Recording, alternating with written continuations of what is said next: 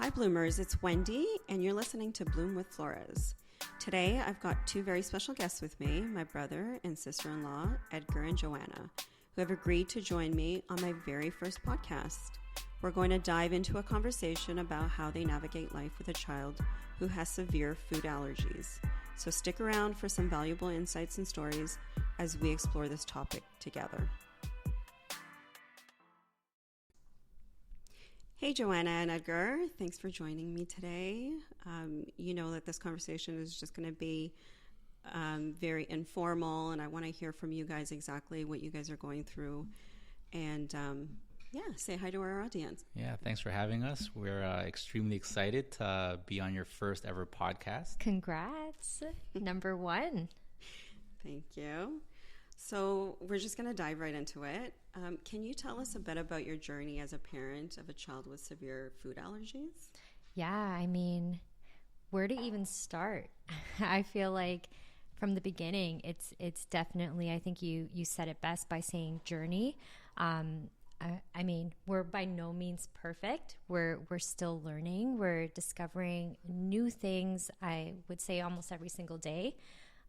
As our daughter grows older, she's also changing.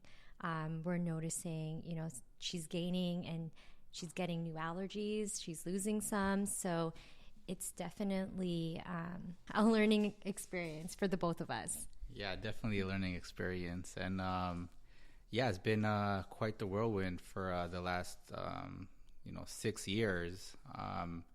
It's all very brand new to us.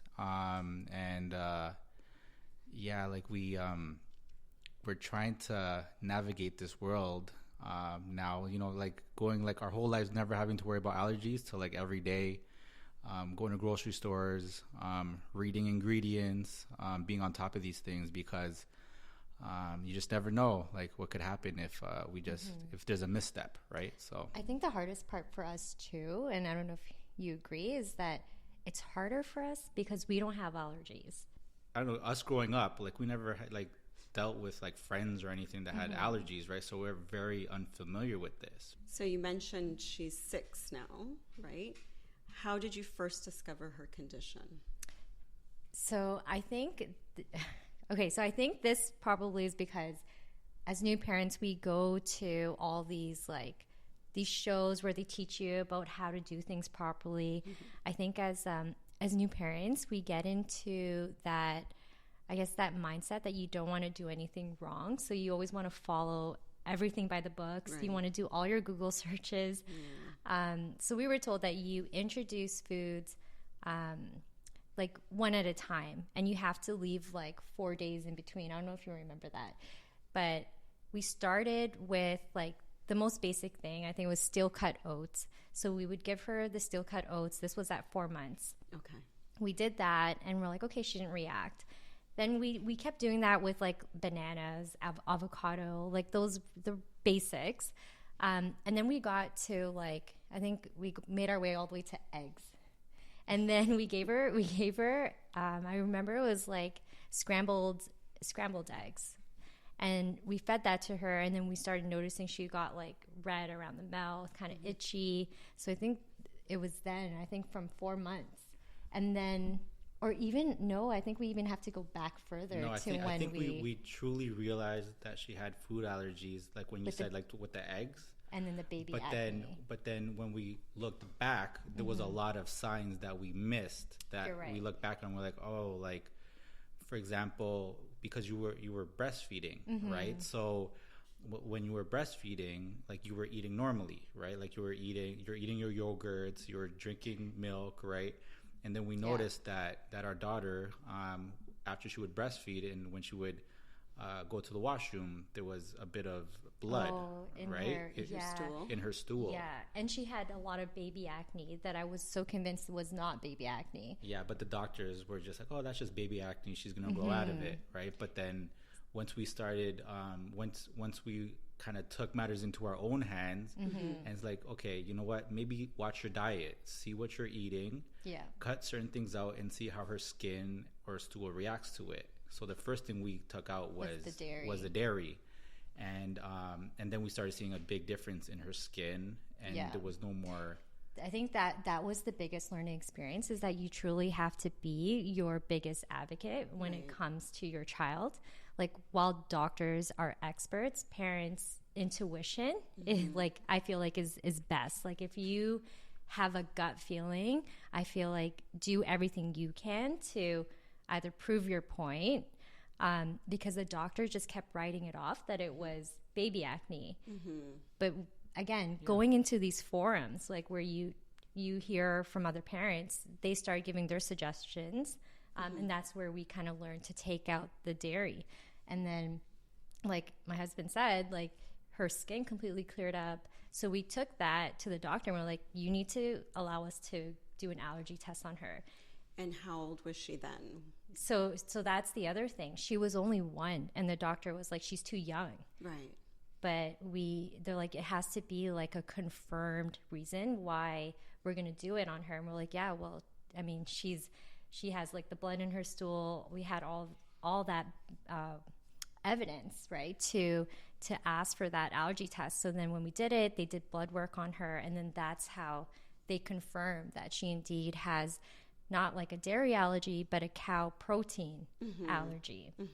So it's completely different from, any sort of like lactose intolerance. It's the protein itself that she's allergic to.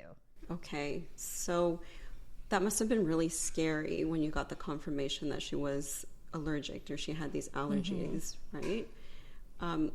What resources, or was it just self-taught, or did you find the doctor directed you in somewhere where you could go? Actually, it's a lot of internet, right? Like a lot of Google searching, see like different reactions that children are having, and we didn't really have other resources than to just do the investigation ourselves.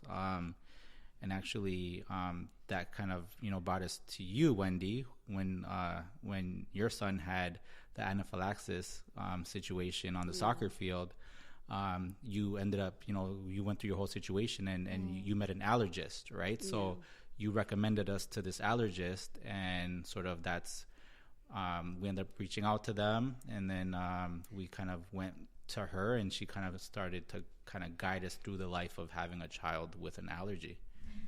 I think the part that was hardest for me to hear was obviously, one, knowing that confirming that she has an allergy, but for the doctor to say, I don't know if you remember this, but for the doctor to say to me that there's really nothing you can do but avoid that food. Right. Like, it was quite a shock. Was it hard for you guys to swallow that, or was it hard for you guys to think a life for Minori moving forward? I think just both. A bit of everything, because it's kind of like you're used to, like, okay, doctors have solutions to everything, right? Like, okay, you know what, like you go to the doctor with like the cold, okay, here's antibiotics, and you feel better, right? But being brand new to this whole allergy world, is kind of like, okay, there's nothing you can do, just avoid it.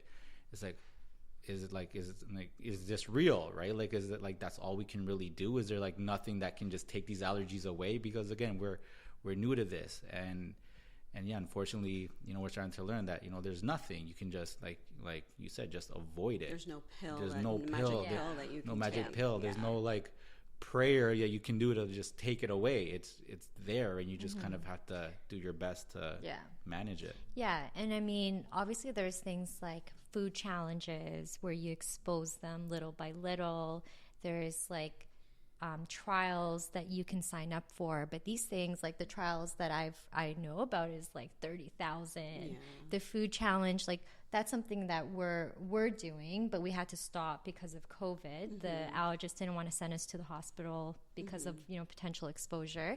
But I mean, obviously all of this is going to take time, but I think what we're alluding to is that there's no magic pill to make it go away tomorrow. So you mentioned that you're your child's advocate, a parent that's going through something similar to this. What would you say to them? Our daughter Minori, she has taught me confidence.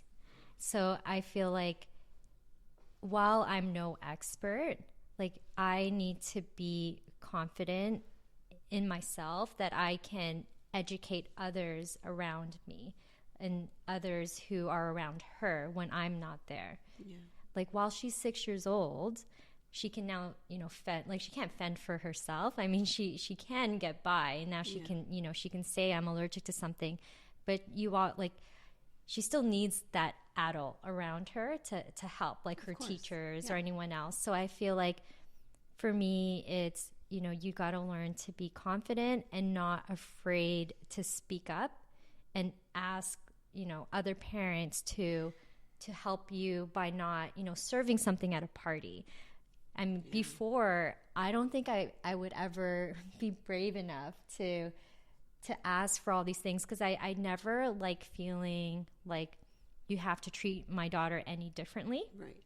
And you start to realize, other parents don't know how serious it is, so they're like nonchalant about it, and then we're just kind of like, we have anxiety the whole time, right? So you just have to, at the end of the day, just stand up for your child and just speak up, and just don't be afraid to just tell anybody what their allergies are and like how serious it is, right? And to go off of what you just said about parents not realizing how serious it is, I think it's because it's one of those things where if you can't see it, you don't feel like it's that serious, because it's not like a physical mark on her that's like the tell, like something's different, right? So I think that's what makes it scarier, because especially if you're not around someone with allergies, you don't realize how life-threatening is.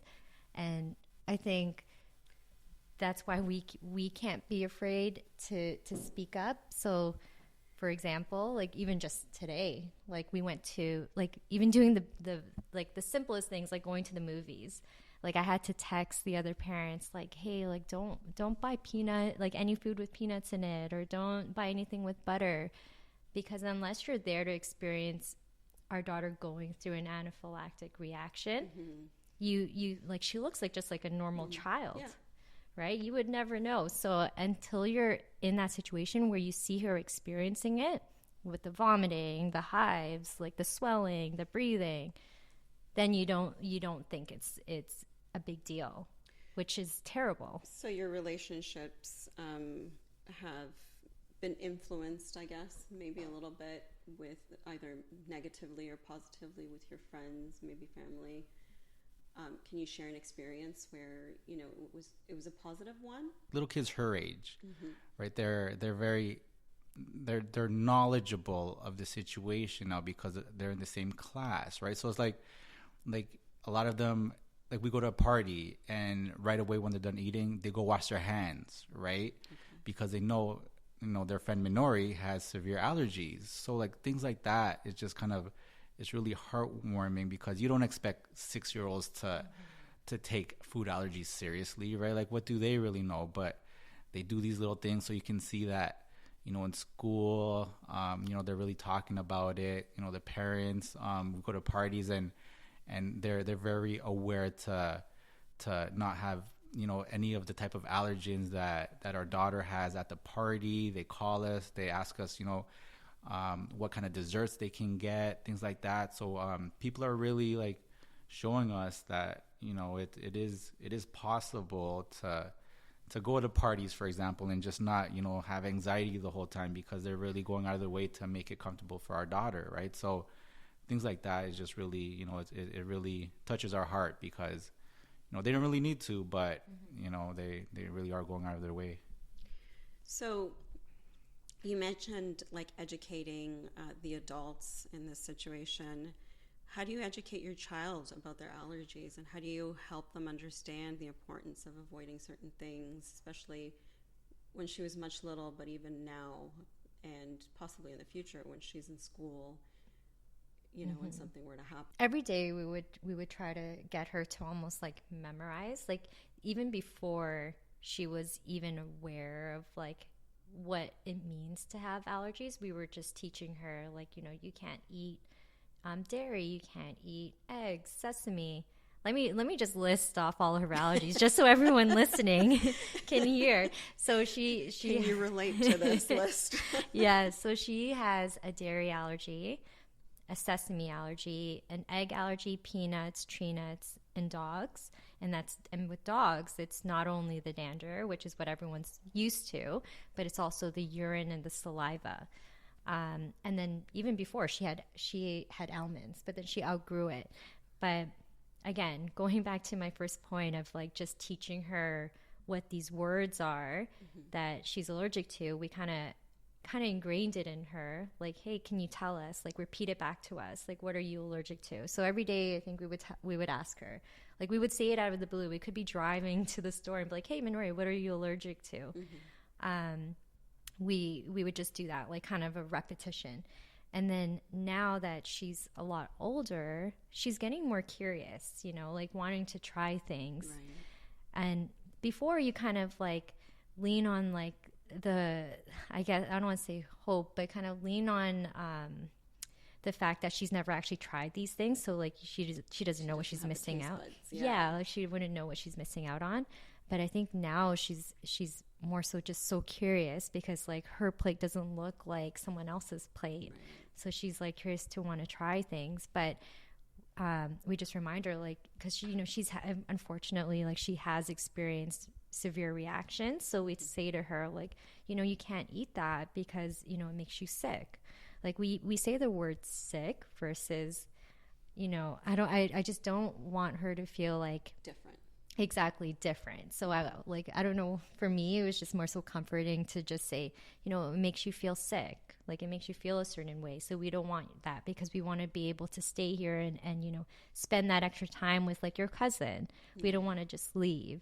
Mm-hmm. So I think that kind of helped her more so like realize, like, okay, like, you know, I am having fun and I don't want to risk. So I know this is scary because, you know, like my brother said before, my son had an anaphylaxis shock. Mm-hmm. Have you guys experienced that with Minori? Okay, so we have, but I'm going to let Edgar tell that story, because I feel like if I do, I'm going to start crying. Okay. Yeah, so she was at daycare, and we ended up getting a call that she wasn't doing well. I believe they sent us photos. Mm-hmm. And they didn't know if they should EpiPen her. Yeah, they didn't know if they should EpiPen her. Even after we had the whole emergency plan, everything set up, we did what we had to do. They still don't know what to do. And then when we seen the photos, we seen that it was like she was having anaphylaxis, like all rashes throughout the body. She vomited. They thought that she was just sick, so they kind of just put her in the corner of the room, even though she was going through this anaphylaxis. So she was going through it by herself. She was going through it by herself, and she was 2 years old. So like she couldn't even speak, right? So she's just going through it on her own. And then I got the call at work. I'm like, I gotta go. We ended up going to. We told them EpiPen. Yeah, we told them EpiPen. And they didn't even do it properly. Like they didn't know, like so they administered the EpiPen. Well, they thought they did. I don't think so. They didn't do, like, I guess they were, you know, they were nervous about the whole situation, which I get that, right? And with an anaphylaxis shock, as some of you might know, it's timing, right? Seconds. Yeah. Exactly. So then, so we got there, and luckily, it you know, no ambulance was called, nothing, right? So, but luckily, I guess whatever they were able to kind of inject in her did help, because we did see a little bit of a mark there, and then it didn't get worse from there. But yeah, just again looking back at the situation, and also sorry, but like we asked, did she ingest anything, and they said no, she didn't ingest anything. Fast forward to a couple of years later, one of the ladies who worked there, who were then at Minori's new school, actually told us that she did end up drinking some milk. She had oatmeal with milk. So they even try to cover it up. Wow. After, like, so it's like, you know, hearing those things, knowing everything that she went through, it was just heartbreaking. Just looking back, that hey, she could have died, right? Yeah. She could have died, and nothing would have been done. But that was the first anaphylaxis situation that we went through, which thank God she made it out of. Yeah. So when you reached the hospital, because I'm sure you guys took her to the hospital after. Yeah, we did. What did the doctor say? Well, what did the doctor say? They monitored her. It was more so they were more so like, you were lucky. Yeah. Right. And they just made sure, since we were there, we just had to stay for a while, and then they just made sure it didn't progress, because with anaphylactic reactions, sometimes even after the first time you administer it, sometimes it doesn't take. Right. And then they could have even more reactions after it, and that's where you go for a second dose. But I mean, thank God, Minori was protected that day, and it didn't get to that point. But I think from that experience, is where I think I grew so much more confidence, because I didn't want this to happen to another kid. And if it took my daughter as like the learning experience, I wanted something to come out of that. So I actually ended up calling the school board on this preschool to get them audited, because an anaphylaxis emergency care plan should always be a part of every daycare, every school. It should always be a part of it, for all the teachers to know, because again, allergies are not uncommon here. Maybe back home, but not here.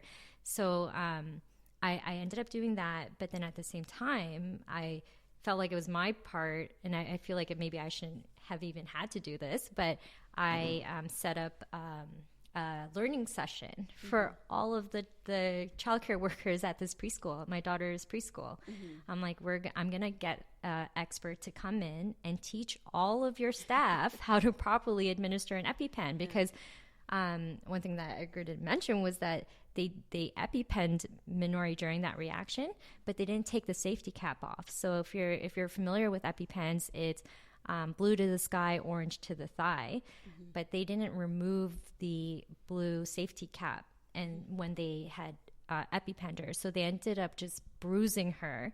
But there was like he said, there was a mark, so it looked like, that's what the doctor had told us at the hospital, that some of it did go through, but they ended up leaving like a big bruise on her thigh. Yeah. So I know you guys carry around EpiPens. I've seen you guys.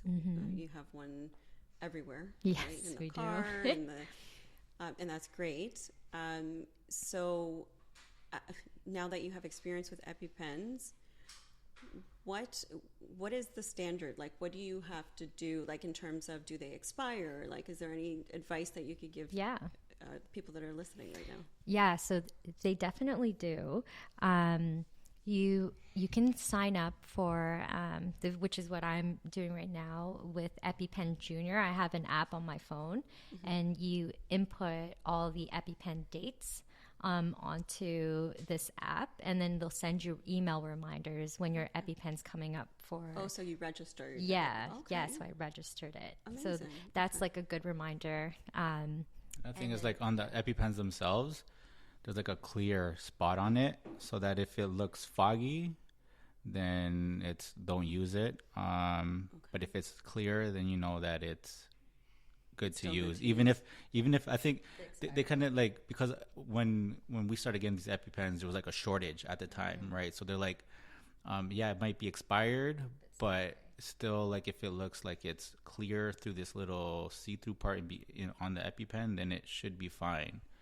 But now, like, there's no shortage, as long as, like, from what I know. So we don't even wait for the expiration or to see if it's foggy. We just get new ones and make sure that they're not expired. Yeah, I always try to make sure. So they're like refillable prescriptions, like, or you have to go to the doctor. You have to go to the doctor to get a prescription, but we always ask for like 6. Okay. I know that sounds really excessive, but I always want to make sure that we always have 2 on us. There's 2 at home, and then two for her school. I give 1 to the teacher that her teacher wears all the time, whether they're inside, outside, and then I keep a second one in Minori's backpack, and I always tell the teacher it's in there in case she needs a second dose. But it's always better to have obviously more than not. So I know Minori's only 6, But have you guys taught her how to administer an EpiPen? Yeah, she actually, she knows. So we, so with EpiPen Junior or Canada, you can actually go to their website and get a free waist pack and a free trainer kit. So I ordered the trainer kit. So we have one, and then I ordered one for her school that comes with like a poster that they can put in the classroom. But it comes with a dummy EpiPen, and that's the one that we use on Minori. And then we actually do it to ourselves. Like Edgar will come up to me and say, "Hey, I'm having an anaphylactic shock," and then that's my cue to like go exactly wherever I keep the EpiPen, and then I administer it to him. It's just, it helps with the nerves. Yeah, right. I think that's a tip for like anybody. Just if you have like one of those practice EpiPens, even just go to the school, whichever school that your child goes to, give it to the teacher and just say, "Hey, I'm having an allergic reaction," and just see how they react to it, right? Because it can happen when you least expect it, right? So that's why like I do it. Like we could be having dinner, and then I'll just say, "Hey, I'm having a reaction. What do we do?" And then we just kind of practice it on each other, and we just go off of that. Yeah, and one thing that I did to help, because we always, so for us, we know that in the state of emergency, you're going to obviously have nerves. Yeah. So you may forget where you even put an EpiPen. Right. So I actually ordered...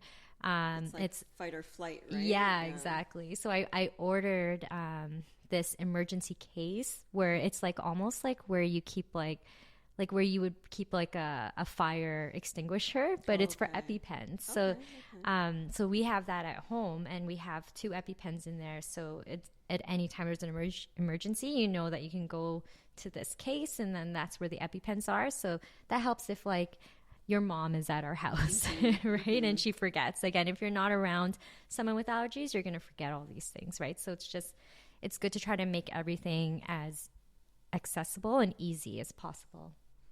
So Minori lives quite a relatively normal life, right? With her sports, and she excels in school. Like, she's a really good human being. You guys have created an amazing little girl. Thank you.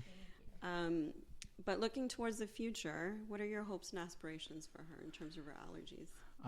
Well, we're praying every single day that she can grow out of her allergies. Because, we hear that, 80% grow out of, milk, dairy allergies by the age of 7. So we're hoping for that. We know peanuts, it's pretty rare to grow out of that. So, but again, we're just pretty much praying each and every day that she can grow out of as many allergies as she can, so that we have less things to worry about. That's sort of what our hopes are. And again, just for her not to be embarrassed of her allergies, right? Like, this is what she has, unfortunately. But we can make it. We can work through it. We can work past it and just continue to cook our own food, and just don't go like that. It's helping us make our own food and not go eat out as much, right? Because we're very aware of it. And just hopefully she goes to college and she becomes an athlete, and she doesn't have to worry about these allergies as much. But that's sort of what we hope for. Yeah, and I mean, going back to like the first the first question you asked me, and when I responded about this being a journey, again, she's only 6, and when she's older, when she goes to high school, that's going to be a whole nother experience of being a teenager now with allergies, and like the pressure of social settings, and then the pressure of like wanting to fit in. Like, as sad as that sounds, it's like that's something that we're going to have to go through. And I think just giving her like the confidence that she has taught me with these allergies, I'm praying every day that she's also going to have that same confidence, so that it doesn't become like a roadblock for her in anything that she does, and that she can live a normal life. Because like I say that to everyone, I'm like, she's a normal kid. Like, she has allergies, but she's a normal kid. Like, you would never know. Yeah. Well, yeah, she's a hockey player. Yeah. She's a soccer player. Yeah, you're going to see her on Team Canada for hockey, for soccer. Mark it on this day. In November, what day is it, guys? November 2023, we called it. So in closing remarks, guys, I'm really proud of you guys and the parents that you are. And I'm really happy that you guys have advocated for her. And sometimes you guys have had to put me in check as well, right? But is there anything else that you would tell a parent that might be hearing this and is going through something similar? Mm-hmm. What should they do first? Like, should they go seek their doctor? Should they demand seeing an allergist? Like, what would you say? I would say, yeah. Well, first, try to introduce, right, these allergens like peanut butter, fish, shellfish. Try to introduce them at an early age. Go in front of a hospital, right? Introduce these things that you can, and just stay there for a little bit. So that's the first thing I would say. Just try to introduce these into their diet as soon as you can. Find a community. Like, you're not alone. Like, you don't ever have to feel like you have to take this on by yourself. Like, and as sad as it is, like, allergies are so common now that you can find so many different communities, whether that's on online or in person. Food Allergy Canada is a really big one for us. Like, we follow them on X, formerly Twitter. We follow them. Like, they share such good tips. We've learned so much from simple social posts that they put out. And they also host webinars that you can join and listen to. It's a lot of education, but it's obviously all for the right reasons, because you want to make sure that you have all the right tools. Yeah. And there's also an e-magazine, Allergy Living. They put out magazines every month, and they give you a lot more tips on how to have a safe Halloween with a child with allergies, or like how to have a successful Christmas gathering. So yeah, those are sort of outlets that we use that help us a lot. When you first find out, it's going to feel like your world's upside down, right? It's going to be a lot of hard nights. We had many nights where we just talked about it and we cried to ourselves about this, right? So it'll be difficult at first, but you'll make it work. It'll become easier and easier the more you sort of navigate through it. So there is light at the end of the tunnel. Absolutely. Well, there you have it, Bloomers. A big thank you to Joanna and Edgar for joining us today and sharing their insights. We hope you found this topic useful and enjoyed the conversation. Stay tuned for more exciting content, and until next time, keep blooming.